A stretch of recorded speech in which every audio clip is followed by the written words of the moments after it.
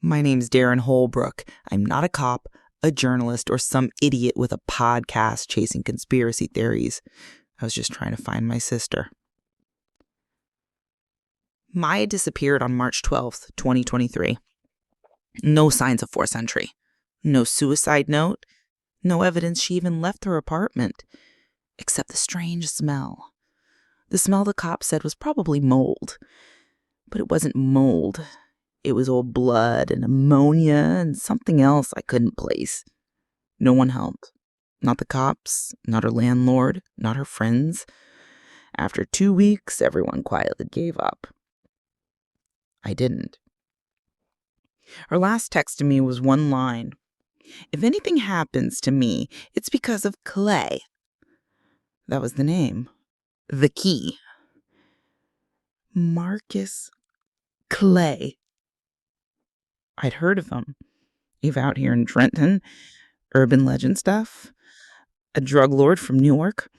Vanished years ago after a long string of deaths, disappearances, and mutilations. His case was a dead end. No one knew where he went. Until now. I started digging into Maya's recent life. She'd gotten clean a year ago after some rough patches. NA meetings, new job at a youth center. But she was restless. She'd started researching something. Late night emails to burner accounts, journal entries about tracking it backwards. I hacked into her old Gmail. Most of it was junk.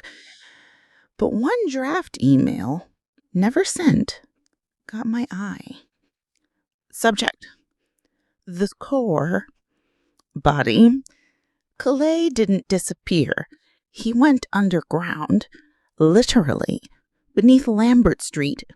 There's a door, concrete sealed. You can hear it breathing if you stand close.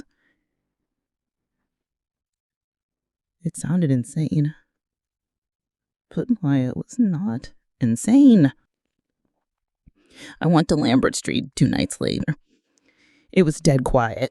Industrial buildings, condemned warehouses, cracked sidewalks. The address Maya had in her notes was Quan 19 Lambert. Was boarded up.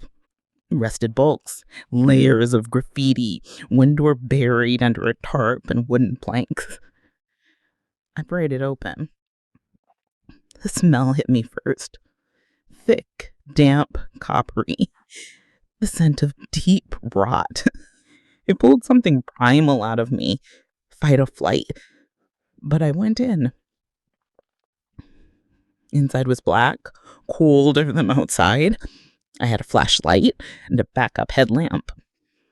Both flickered as the deeper I went. A hallway, then a spiral concrete stairwell descending far below what should have been possible.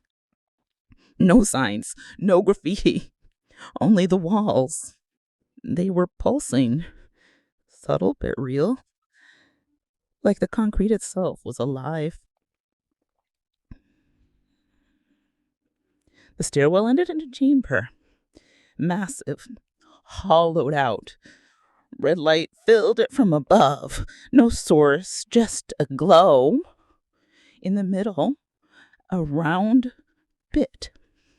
That's where I saw them. People. Standing perfectly still in a circle around the pit. 20 or 30 of them. All wearing gray coats. Their eyes are open but unfocused. Their mouths smiling. But not real smiles, like someone took a knife and taught them how to mimic humans. Then one of them, a tall man with no eyebrows, turned toward me and said calmly, "He's almost ready." I turned to run, but the door behind me had vanished. Not closed, not locked, gone. The walls changed, breathing faster. Then something crawled up from the pit. It wasn't Clay. Not anymore. It had his face, but stretched. Bones didn't move right. Joints flexed the wrong way. His skin bulged in places like things were swimming under it. And he spoke. "Darren, he said, in a voice like water running backwards.